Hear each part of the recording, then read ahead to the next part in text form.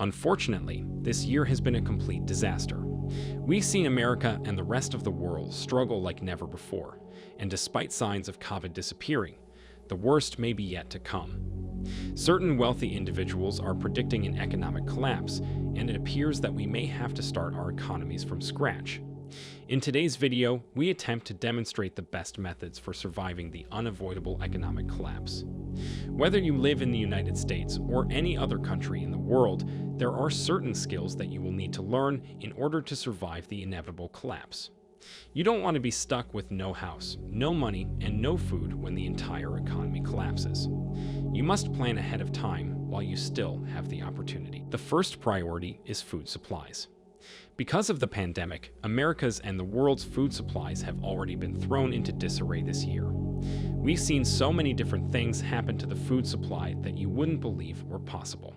Not only did Western supermarkets become completely ransacked, but certain basic necessities were all available on every single shelf. Certain things were unavailable in certain countries, which no one had anticipated, such as China's food shortage, which caused pork prices to skyrocket, or America's sanitary crisis, which caused people to buy toilet paper, kitchen rolls, and any sanitary items they could get their hands on.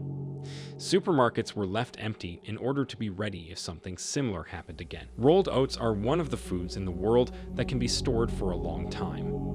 According to the package, oatmeal containers from the store can last up to 24 months. They can be stored at room temperature for up to 30 years if no moisture or oxygen is present. When stored properly, hard grains such as buckwheat, hard red wheat, soft white wheat, and millet can last 10 to 12 years. Unground flour can be stored for up to 25 years. Second, essential tools. While they may not appear to be important at the time, valuable tools are critical to your survival. Not having the necessary tools will make survival much more difficult. You should purchase these tools while they are still readily available.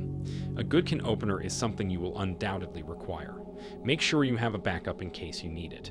You'll want to get tools like a screwdriver, utility knife, tape measure, ratchet set, socket set, flashlight, safety glasses, and gloves. Remember to keep a supply of spare blades, bits, nails, screws, fasteners, glue, and other necessary consumables on hand. Number 3, cultivate your own food. Growing your own food is a thing of the past. People used to do this a lot, but now we live in a modern world where groceries are readily available and no one needs to grow their own food. However, what happens when an economic collapse occurs and supply chains are suddenly disrupted, making it impossible to obtain fresh produce? You can start your own container garden even if you don't have your own space. This is an excellent way for people with limited space to start growing food plants. There are numerous herbs, vegetables, and fruits that thrive in containers. Begin with a mixed herb planting of thyme, rosemary, basil, or garlic chives, or try growing your own strawberries in a pot or hanging basket.